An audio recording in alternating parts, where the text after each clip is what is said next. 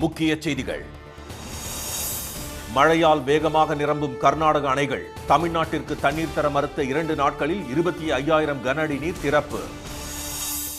பருவமழை வெளுத்து வாங்குவதால் தண்ணீரில் தத்தளிக்கும் கேரளா. நிலச்சரிவு அபாயத்தால் 2 நாட்கள் சபரிமலைக்கு வர வேண்டாம் என வேண்டுகோள். தமிழ்நாட்டின் அதிகாரத்தை பறிக்கவே தொகுதி மறுவரையறை மசோதா. ஆதரிப்பவர்கள் எட்டப்பர்கள் என்றும் ராகுல் காந்தி விமர்சனம். மத்திய கிழக்கு நாடுகளில் இருந்து அமெரிக்கர்கள் வெளியேற அறிவுறுத்தல். ஈரான் மீது மிக மோசமான தாக்குதலுக்கு ட்ரம்ப் தயாரானதால் முன்னெச்சரிக்கை. காமன்வெல்த் போட்டியில் 8 தங்கம் உட்பட ஒரே நாளில் இந்தியாவுக்கு 16 பதக்கங்கள். குத்துச்சண்டையில் மட்டும் 7 தங்கம் 3 வெள்ளிப் பதக்கங்கள் வென்று அசத்தல்.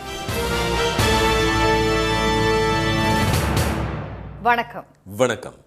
தமிழ்நாட்டிற்கு தண்ணீர் தர மறுத்து வந்த கர்நாடகத்தில் மழையால் அணைகள் வேகமாக நிரம்புவதால் கபினியில் இருந்து வினாடிக்கு 25,000 கன அடி நீர் திறக்கப்பட்டுள்ளது. தமிழ்நாட்டிற்கு வினாடிக்கு 3,500 கன அடி வீதம் நீர் திறக்க காவிரி மேலாண்மை ஆணையம் உத்தரவிட்ட நிலையில் தங்களிடம் போதிய இருப்பு இல்லாததால் தண்ணீர் திறக்க முடியாது என கர்நாடக முதல்வர் திரு டி.கே. சிவகுமார் அறிவித்தார். அவர் கூறிய அடுத்த நாளே கிருஷ்ணராஜசாகர், ஹேமாவதி, ஹாரங்கி உள்ளிட்ட அணைகள் வேகமாக நிரம்பியதால் கபினியிலிருந்து நேற்று மாலை வினாடிக்கு 10,000 கன அடி வீதமும் பின்னர் படிப்படியாக அதிகரித்து நேற்றிரவு வினாடிக்கு 25,000 கன அடி வீதமும் தண்ணீர் திறக்கப்பட்டது. இந்நிலையில் சிவமோகா, சிக்மகளூரு, தக்ஷிண கன்னடா, குடகு மாவட்டங்களில் அதி கனமழைக்கான சிவப்பு எச்சரிக்கை விடுக்கப்பட்டுள்ளது. காவிரியின் நீர்பிடிப்பு பகுதியான தலைக்காவிரியில் ஒரே நாளில் காலை நிலவரப்படி 20 சென்டிமீட்டருக்கும் அதிகமாக கனமழை கொட்டியதால் தமிழ்நாட்டிற்கு வரும் நீரின் அளவு மேலும் அதிகரிக்கும் என எதிர்பார்க்கப்படுகிறது. இதனை சுட்டிக்காட்டியுள்ள மார்க்சிஸ்ட் கம்யூனிஸ்ட் மாநில செயலாளர் திரு பே. சண்முகம், அணைகளில் தண்ணீரே இல்லை, குடிநீருக்கே பற்றாக்குறை ஏற்படும் என்று கர்நாடக அரசின் பிரதிநிதிகள் கூறிய நிலையில் அணை எப்படி 2 நாட்களில் நிரம்பியது எனவும் காவிரி கண்காணிப்பு குழு கண்காணிக்கும் லட்சணம் இதுதானா எனவும் கேள்வி எழுப்பியுள்ளார். அதேபோல அணை நிரம்பிவிடும் என்பதால் முன்னெச்சரிக்கைக்காகவே நீர் திறந்துவிடப்பட்டுள்ளதாகவும் இது இயற்கையின் கொடையே தவிர கர்நாடக அரசின் விருப்பம் அல்ல என்றும் பாமக தலைவர் திரு அன்புமணி ராமதாஸ் தெரிவித்துள்ளார். தமிழ்நாட்டிற்கு 45 டிஎம்சி வரை தேவைப்படுவதால் கபினி மட்டுமல்லாது கிருஷ்ணராஜசாகர் அணையில் இருந்தும் நீர் திறக்க அவர் வலியுறுத்தியுள்ளார். இந்நிலையில் மேகதாது அணை மற்றும் காவிரி நீர் விவகாரம் குறித்து விவாதிக்க அம்மாநிலத்தில் திரு டி.கே. சிவகுமார் தலைமையில் இன்று அனைத்துக் கட்சி கூட்டம் நடைபெறுகிறது. இதனிடையே காவிரி மேலாண்மை ஆணையம் உத்தரவிட்ட பிறகும் நீர் திறக்க மறுத்ததுடன் மேகதாதுவில் புதிய அணை கட்ட முயற்சிக்கும் கர்நாடக அரசுக்கு தமிழ்நாட்டில் எதிர்ப்பு வலுத்து வருகிறது. சென்னையில் நேற்று புதிய தமிழகம் கட்சி தலைவர் திரு கிருஷ்ணசாமி தலைமையில் நடைபெற்ற ஆலோசனைக் கூட்டத்தில் அதிமுக, பாஜக, நாம் தமிழர், தமிழக வாழ்வுரிமை, ஐஜேகே உள்ளிட்ட பல்வேறு கட்சிகளின் பிரதிநிதிகள் பங்கேற்றனர்.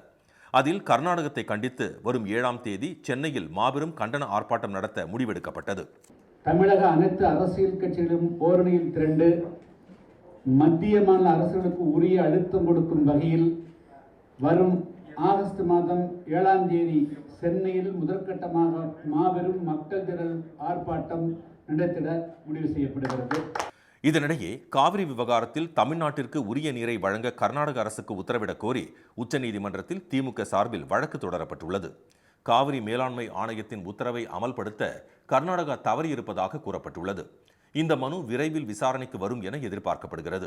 கனமழையால் ஒட்டுமொத்த கேரளமும் தண்ணீரில் தத்தளித்து வரும் நிலையில் நீரில் மூழ்கியும் நிலச்சரிவில் சிக்கியும் 8 பேர் உயிரிழந்தனர். கேரளத்தில் நேற்று 9 மாவட்டங்களில் சிவப்பு எச்சரிக்கை விடுக்கப்பட்ட நிலையில் அதி கனமழை கொட்டி தீர்த்தது. இதனால் ஆறுகளில் அபாய அளவை தாண்டி வெள்ளம் பெருக்கெடுத்ததோடு அணைகள் வேகமாக நிரம்பி வருகின்றன. இடுக்கி அணையின் நீர்மட்டம் கடந்த 2020ஆம் ஆண்டிற்கு பின் ஒரே நாளில் 6 அடிக்கு மேல் உயர்ந்தது. கோட்டயம், இடுக்கி, மலப்புரம், திருவனந்தபுரம் மாவட்டங்களில் வெள்ளத்தில் சிக்கி 6 பேர் உயிரிழந்தனர். கோட்டயம் அருகே பூஞ்சார் பகுதியில் ஏற்பட்ட நிலச்சரிவில் சிக்கி தாய், மகன் பலியாயினர். பாலக்காட்டில் ஒரு வீடு இடிந்து விழுந்த நிலையில் நல்வாய்ப்பாக வீட்டில் இருந்த 6 பேர் உயிர் தப்பினர். இந்நிலையில் அதிகாரிகளுடன் ஆலோசனை நடத்திய முதலமைச்சர் திரு சதீசன் இதுவரை 17 வீடுகள் முழுமையாக இடிந்துள்ளதாகவும் காயமடைந்த 127 பேருக்கு மருத்துவமனைகளில் சிகிச்சை அளிக்கப்பட்டு வருவதாகவும் தெரிவித்தார். மழையால் அதிகம் பாதிக்கப்பட்டுள்ள கோழிக்கோடு மாவட்டம் மற்றும் நிலச்சரிவு அபாயம் கொண்ட வயநாடு ஆகிய பகுதிகளுக்கு சிறப்பு கவனம் கொடுக்கப்பட்டு தலா 65 நிவாரண முகாம்கள் அமைக்கப்பட்டுள்ளன.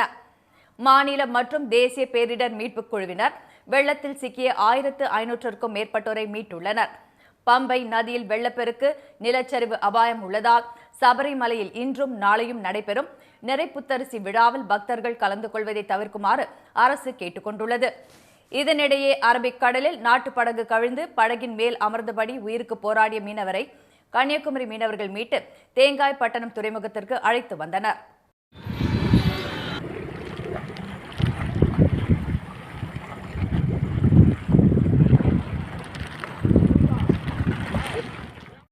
இன்று திருவனந்தபுரம், கொல்லம் ஆகிய 2 மாவட்டங்களை தவிர்த்து மற்ற 12 மாவட்டங்களிலும் மிக கனமழைக்கான ஆரஞ்ச் எச்சரிக்கை விடுக்கப்பட்டுள்ளது.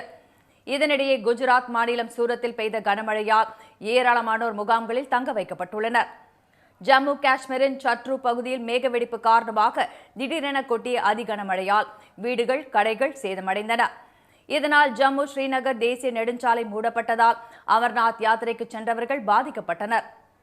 தமிழ்நாட்டின் அதிகாரத்தை பறிக்கும் நோக்கில் கொண்டுவரப்படும் தொகுதி மறுவரையறை மசோதாவை ஆதரிப்பவர்கள் எட்டப்பர்கள் என்று மக்களவை எதிர்க்கட்சித் தலைவர் திரு ராகுல் காந்தி விமர்சித்துள்ளார்.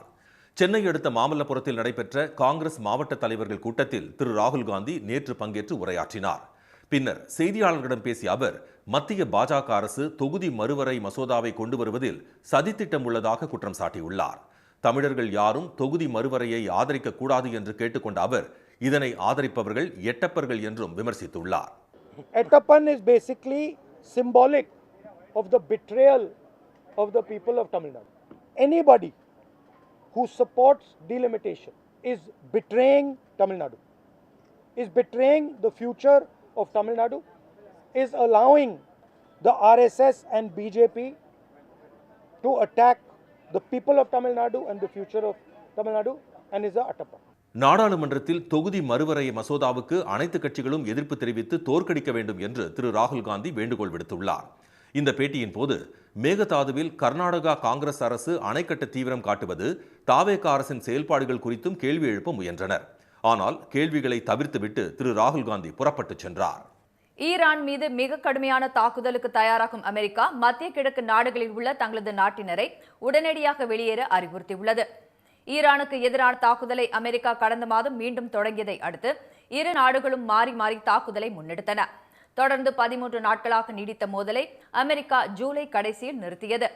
இதையடுத்து பிரச்சினை சற்று ஓய்ந்திருந்த நிலையில் ஜார்டனை ஈரான் தாக்கியதால் 3 நாட்களுக்கு பின் அமெரிக்கா மீண்டும் தாக்குதலை தொடங்கியது. இந்நிலையில் அமைதி பேச்சுவார்த்தையில் நம்பிக்கை குறைந்ததாக கூறியுள்ள ட்ரம்ப், இதுவரை இல்லாத அளவிற்கு ஈரான் மீது தாக்குதலை முன்னெடுப்போம், எண்ணெய் கிணறுகள், மின் நிலையங்கள் உள்ளிட்டவற்றை முற்றிலும் தகர்ப்போம் என்று எச்சரித்தார். இதையடுத்து Bahrain, Iraq, Jordan, Kuwait, Oman, Saudi Arabia உள்ளிட்ட மத்திய கிழக்கு நாடுகளில் உள்ள அமெரிக்கர்கள் உடனே அங்கிருந்து வெளியேறுமாறு அறிவுறுத்தப்பட்டுள்ளனர். விமான ரத்துகள், தற்காலிக வான்வெளி மூடல்கள் மற்றும் பயண தடைகளை எதிர்கொள்ள நேரிடும் என்றும் அமெரிக்கா தங்களது நாட்டினரை எச்சரித்துள்ளது. இந்நிலையில் தங்களது வான்வெளியில் ஊடுருவிய ஈரான் ட்ரோன்களை சுட்டு வீழ்த்தியதாக குவைத் தெரிவித்துள்ளது. மறுபுறம் ஓமனின் லிமா நகருக்கு அருகே சென்ற எண்ணெய் கப்பல் மீதும் அடையாளம் தெரியாத ட்ரோன் தாக்குதல் நடத்தப்பட்டுள்ளது. அடுத்தடுத்த தாக்குதல்கள் மத்தியில் அமெரிக்காவின் எச்சரிக்கையால் மத்திய கிழக்கில் அடுத்தடுத்து என்ன நடக்கும் என உச்சக்கட்ட பதற்றம் நிலவுகிறது. இதனிடையே ஈரானின் நாணயமான ரியாலின் மதிப்பு வீழ்ச்சியடைவதை சுட்டிக்காட்டி சமூக வலைதளத்தில் பதிவிட்டுள்ள ட்ரம்ப், ஈரானிய நாணயத்தை அழித்து வருகிறேன் என்று கூறியுள்ளார். காமன்வெல்த் போட்டியில் இந்திய வீரர்கள் ஒரே நாளில் 8 தங்கம் உட்பட 16 பதக்கங்களை குவித்து நாட்டிற்கு பெருமை சேர்த்துள்ளனர். ஸ்காட்லாந்தின் கிளாஸ்கோ நகரில் நடைபெறும் இத்தொடரின் 10ஆம் நாள் ஆட்டங்கள் இந்திய அணிக்கு தித்திப்பாக அமைந்தன. ஆடவர் குத்துச்சண்டை 60 கிலோ எடைப்பிரிவில் இந்தியாவின் சச்சின் சிவாஜ் நமீபியாவின் டிரைகேன் மோர்னியை 3-2 என்ற புள்ளிக்கணக்கில் போராடி வீழ்த்தி தங்கப்பதக்கத்தை தட்டிச் சென்றார். ஆடவர் 80 கிலோ எடைப்பிரிவில் இந்தியாவின் அங்குஷ் பங்கால் இங்கிலாந்தின் டிமேஜி ஷிட்டுவை 4-1 என்ற கணக்கில் வீழ்த்தி தங்கம் வென்றார். மகளிர் 70 கிலோ எடைப்பிரிவில் இந்தியாவின் அருந்ததி சௌத்ரி இங்கிலாந்தின் டாண்டல் ரீடை 5-0 என்ற புள்ளிக்கணக்கில் அதிரடியாக வீழ்த்தி தங்கம் வென்று அசத்தினார். இதேபோல் 51 கிலோ எடைப்பிரிவில் இந்தியாவின் சாக்ஷி சௌத்ரி இங்கிலாந்தின் ரூபி வைடை 5-0 என்ற புள்ளிக்கணக்கில் தோற்கடித்து தங்கப்பதக்கத்தை முத்தமிட்டார். 60 கிலோ எடைப்பிரிவில் இந்தியாவின் பிரியா கங்காஸ் கனடாவின் மேரி பத்தூல் அல் அஹ்மதியை வீழ்த்தி தங்கப்பதக்கத்தை கைப்பற்றினார். ஆடவர் குத்துச்சண்டை 55 கிலோ எடைப்பிரிவில் இந்திய வீரர் ஜடுமணி சிங் ஆஸ்திரேலியாவின் ஜே டிக்சனை வீழ்த்தி வெள்ளிப்பதக்கத்தை முத்தமிட்டார். மகளிர் 75 கிலோ எடைப்பிரிவில் இந்திய வீராங்கனை லவ்லினோ போர்கோஹன் ஆஸ்திரேலியாவின் எம்மா சூ கிரீன் ட்ரீயிடம் 1-4 என்ற செட் கணக்கில் தோல்வியடைந்ததால் வெள்ளிப்பதக்கமே வெல்ல முடிந்தது. மகளிருக்கான 63 கிலோ எடைப்பிரிவு ஜூடோ போட்டியில் இந்தியாவின் உன்னதி சர்மா தென்னாப்பிரிக்காவின் ஸ்கை நோஸ்டரை தோற்கடித்து வெண்கலப் பதக்கத்தை தட்டிச் சென்றார். இந்தியா நேற்று ஒரே நாளில் 8 தங்கம் உட்பட 16 பதக்கங்களை குவித்ததன் மூலம் மொத்தம் 39 பதக்கங்களுடன் பதக்கப்பட்டியலில் இந்தியா 4வது இடத்திற்கு முன்னேறியுள்ளது. இந்நிலையில் ஆடவர் ட்ரிபிள் ஜம்ப் போட்டியில் திருவாரூர் மாவட்டத்தைச் சேர்ந்த பிரவீன் சித்திரவேல் வெள்ளிப்பதக்கம் வென்றதை அடுத்து அவரது குடும்பத்தினர் மகிழ்ச்சி அடைந்துள்ளனர். போனாட்டி போகும்போது ஒரு மிஸ் ஆகிட்டாங்க, 4th பிளேஸ். இது காமன்வெல்த் போகும்போது இந்த வாட்டி 2nd பிளேஸ் வின் பண்ணியிருக்காங்க. தம்பி வின் பண்ணதில் எங்கள் எல்லாருக்கும் சந்தோஷம், ஊர் மக்கள் எல்லாருக்கும் சந்தோஷம். காமன்வெல்த் போட்டியில் பதக்கங்களை குவித்த வீரர் வீராங்கனைகளுக்கு பிரதமர் திரு மோடி, முதலமைச்சர் திரு விஜய், திமுக தலைவர் திரு மு.க. ஸ்டாலின் உள்ளிட்ட தலைவர்கள் வாழ்த்து தெரிவித்துள்ளனர். இதனிடையே வெள்ளிப்பதக்கம் வென்ற பிரவீன் சித்திரவேலுக்கு 30 லட்சம் ரூபாயும், மதுரை வீரர் செல்வ பிரபுவுக்கு 20 லட்சம் ரூபாயும் ஊக்கத்தொகை வழங்கப்படும் என்று முதலமைச்சர் திரு விஜய் அறிவித்துள்ளார். ஒரே போட்டியில் தமிழ்நாட்டைச் சேர்ந்த 2 வீரர்கள் பதக்கங்களை வென்றிருப்பது மகிழ்ச்சி அளிப்பதாக அவர் கூறியுள்ளார். தமிழக வீரர் பிரவீன் சித்திரவேல் மற்றும் வெண்கலம் வென்ற செல்வப்பிரபு இருவரும் தமிழ்நாட்டின் தங்கங்களாக திகழ்வதாக திரு மு.க. ஸ்டாலின் வாழ்த்தியுள்ளார். முன்னாள் அமைச்சர் திரு சி. விஜயபாஸ்கர் தம்மிடமிருந்து வாங்கிய 4 கோடி ரூபாயை பெற்றுத் தருமாறு அமைச்சர் திரு முகமது பர்வேஸிடம் ஆலங்குடி அதிமுக வேட்பாளராக போட்டியிட்ட திரு விமல் மனு அளித்துள்ளார். சட்டப்பேரவை தேர்தலின் போது புதுக்கோட்டை மாவட்ட அதிமுக செயலாளராக இருந்த சி. விஜயபாஸ்கரிடம் 4 கோடியே 50 லட்சம் ரூபாயை வைப்புத் தொகையாக கொடுத்ததாக திரு விமல் கூறியுள்ளார். இதில் 50 லட்சம் ரூபாயை திரு சி. விஜயபாஸ்கர் திருப்பிக் கொடுத்ததாக அமைச்சர் திரு பர்வேஸிடம் அளித்த புகாரில் அவர் தெரிவித்துள்ளார். சி. விஜயபாஸ்கரிடம் இருந்து பணத்தை மீட்டு தரக்கோரி புதுக்கோட்டை காவல் கண்காணிப்பாளரிடமும் புகார் அளித்துள்ளதாக திரு விமல் தெரிவித்துள்ளார். இதனிடையே விராலிமலை, கரூர் உட்பட காலியாக உள்ள 5 தொகுதிகளில் இடைத்தேர்தல் அறிவிப்பு வெளியிட விதிக்கப்பட்ட தடையை நீக்குமாறு திரு சி. விஜயபாஸ்கர், திரு எம்.ஆர். விஜயபாஸ்கர் ஆகியோர் சென்னை உயர்நீதிமன்றத்தில் வழக்கு தொடுத்துள்ளனர். மத்திய அரசு கொண்டு வந்த திருத்த சட்டத்திற்கு பின்னரும் வந்தே மாதரம் பாடலை கட்டாயம் பாட வேண்டிய அவசியம் இல்லை என்று ஓய்வு பெற்ற உயர்நீதிமன்ற நீதிபதி திரு ஹரி பரந்தாமன் விளக்கமளித்துள்ளார். பங்கிம் சந்திர சாட்டர்ஜியால் இயற்றப்பட்ட வந்தே மாதரம் பாடல் 1950இல் இந்திய அரசியல் நிர்ணய சபை தலைவராக இருந்த ராஜேந்திர பிரசாத் காலத்தில் தேசிய பாடலாக ஏற்கப்பட்டது. இப்பாடலுக்கு சட்ட பாதுகாப்பு வழங்க முடிவெடுத்த மத்திய அரசு வந்தே மாதரம் பாடலை அவமதித்தால் 3 ஆண்டுகள் சிறை தண்டனை விதிக்கும் வகையில் தேசிய கௌரவ அவமதிப்பு தடுப்பு திருத்த மசோதா 2026ஐ கொண்டு வந்தது. திமுக உள்ளிட்ட எதிர்க்கட்சிகளின் எதிர்ப்புக்கு இடையே நாடாளுமன்றத்தின் 2 அவைகளிலும் இம்மசோதா நிறைவேற்றப்பட்டுள்ளது. இந்நிலையில் சென்னையில் செய்தியாளர்களிடம் பேசிய திரு ஹரி பரந்தாமன், பங்கிம் சந்திர சாட்டர்ஜி இயற்றிய வந்தே மாதரத்தின் முதல் 2 பத்திகளை பாடுவதில் யாருக்கும் பிரச்சனை இல்லை என்றும் மற்ற 4 பத்திகளும் அரசியல் அமைப்பு சட்டத்திற்கு விரோதமாக உள்ளதாகவும் தெரிவித்தார். மத்திய அரசு கொண்டு வந்த சட்ட திருத்தமும் வந்தே மாதரம் பாடுவதை தடுப்பதோ அவமதிப்பதோ தான் குற்றம் என்று தெரிவிக்கிறதே தவிர கட்டாயமாக பாட வேண்டும் என்று கூறவில்லை என்று திரு ஹரி பரந்தாமன் விளக்கமளித்தார். நாம் ஒரு நாளைக்கு ஒரு கூட்டம் நடத்துகிறோம், அங்கே தேசிய கீதம் பாட வேண்டும் என்ற அவசியம் இல்லை. நாம் ஒரு கூட்டம் அதே மாதிரி தமிழ்நாடு சட்டசபையும் மனோன்மணியும் சுந்தரனார் பல்கலைக்கழகமும் தேசிய கீதத்தையும் பாட வேண்டிய அவசியம் இல்லை, வந்தே மாதரத்தையும் பாட வேண்டிய அவசியம் இல்லை. அப்போ மத்திய அரசினுடைய ஒரு நிகழ்ச்சி நடக்குதுங்க, அவங்க அதை பாடுறாங்கன்னா பாடலாம்.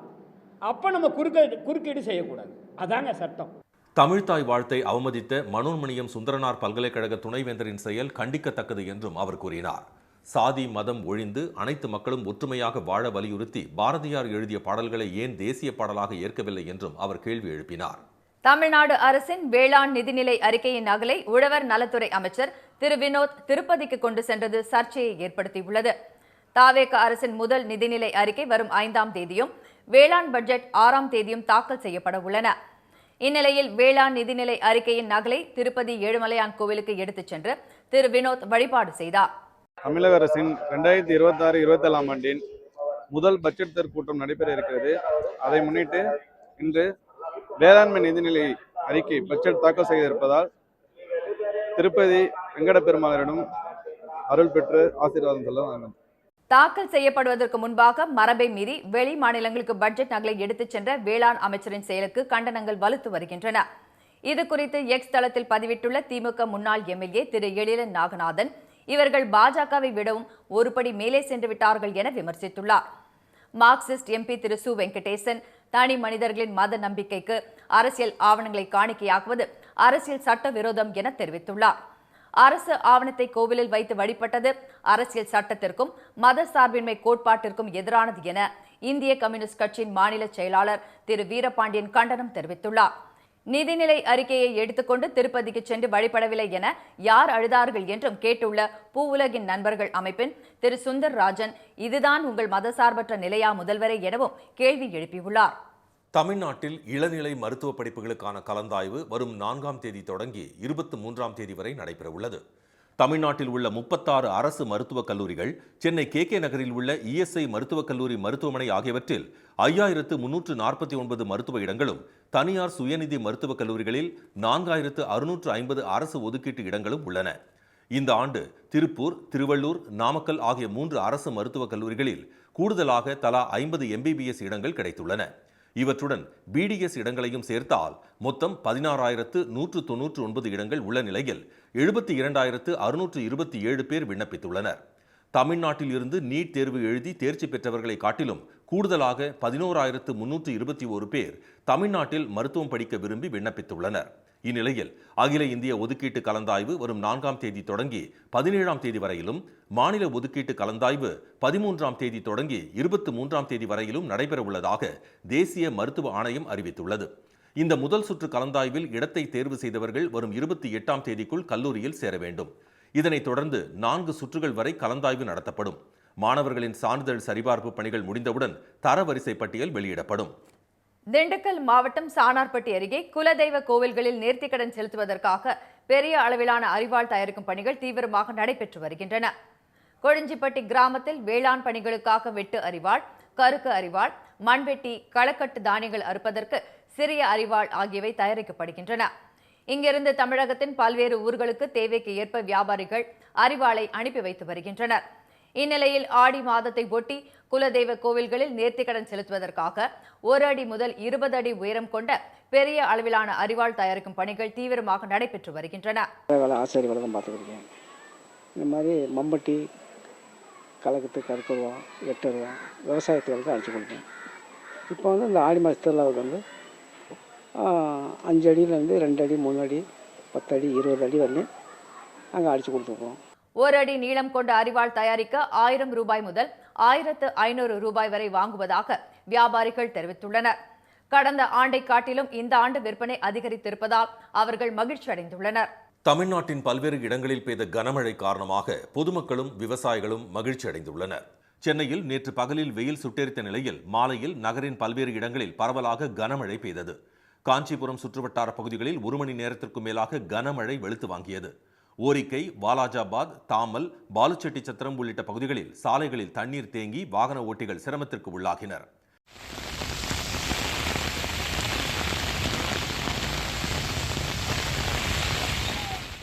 கடலூர் மாவட்டத்தில் இரவு 7 மணிக்கு பிறகு 3 மணி நேரத்திற்கு மேலாக கனமழை பெய்தது. தென்காசி மாவட்டத்தில் பெய்த தொடர் மழை காரணமாக சிற்றாற்றில் திடீர் வெள்ளப்பெருக்கு ஏற்பட்டது. அப்போது வயலில் வேலையை முடித்துவிட்டு திரும்பிக் கொண்டிருந்த முதியவர் ஒருவர் ஆற்று வெள்ளத்தில் சிக்கிக் கொண்டார். மரக்கிளையை பிடித்துக் கொண்டு உயிருக்கு போராடிய அவரை தகவல் அறிந்த தீயணைப்பு வீரர்கள் பத்திரமாக மீட்டனர்.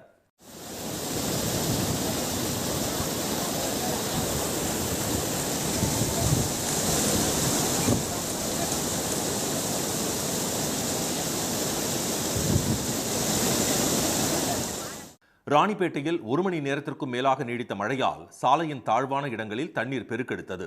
திருப்பத்தூர், வாணியம்பாடி சுற்றுவட்டாரங்களில் பெய்த மழையால் இதமான சூழல் நிலவுகிறது. செய்யாறு சுற்றுவட்டார பகுதிகளில் பெய்த கனமழையால் பொதுமக்களும் விவசாயிகளும் மகிழ்ச்சி அடைந்துள்ளனர். கள்ளக்குறிச்சி மாவட்டம் சின்னசேலம் சுற்றுவட்டாரத்தில் பெய்த கனமழையால் சாலையில் மழை நீருடன் கழிவுநீரும் கலந்து வெளியேறியதால் வாகன ஓட்டிகள் சிரமத்திற்கு ஆளாகினர். புதுச்சேரியில் பகலில் வெயில் சுட்டெரித்த நிலையில் மாலையில் பெய்த மழையால் குளிர்ச்சியான சூழல் நிலவியது. மீண்டும் முக்கிய செய்திகள். தமிழ்நாட்டிற்கு தண்ணீர் தர மறுத்து வந்த கர்நாடகத்தில் மழையால் அணைகள் வேகமாக நிரம்புவதால் கபினி அணையில் இருந்து வினாடிக்கு 25,000 கன அடி நீர் திறந்து விடப்படுகிறது. கனமழையால் ஒட்டுமொத்த கேரளமும் தண்ணீரில் தத்தளித்து வரும் நிலையில் நீரில் மூழ்கியும் நிலச்சரிவில் சிக்கியும் 8 பேர் உயிரிழந்தனர். முன் எச்சரிக்கையாக 2 நாட்களுக்கு சபரிமலைக்கு பக்தர்கள் வர வேண்டாம் என வேண்டுகோள் விடுக்கப்பட்டுள்ளது. தமிழ்நாட்டின் அதிகாரத்தை பறிக்கும் நோக்கில் பாஜகவால் கொண்டுவரப்படும் தொகுதி மறுவரையறை மசோதாவை ஆதரிப்பவர்கள் எட்டப்பர்கள் என்று மக்களவை எதிர்க்கட்சித் தலைவர் திரு ராகுல் காந்தி விமர்சித்துள்ளார். இத்துடன் இந்த செய்திகள் நிறைவடைந்தன. மீண்டும் சன் டிவியில் செய்திகள் மாலை 6 மணிக்கு. செய்திகளை உடனுக்குடன் தெரிந்து கொள்ள QR கோடை ஸ்கேன் செய்து சன் நியூஸ் வாட்ஸ்அப் சேனலில் இணைந்திருங்கள். வணக்கம். வணக்கம்.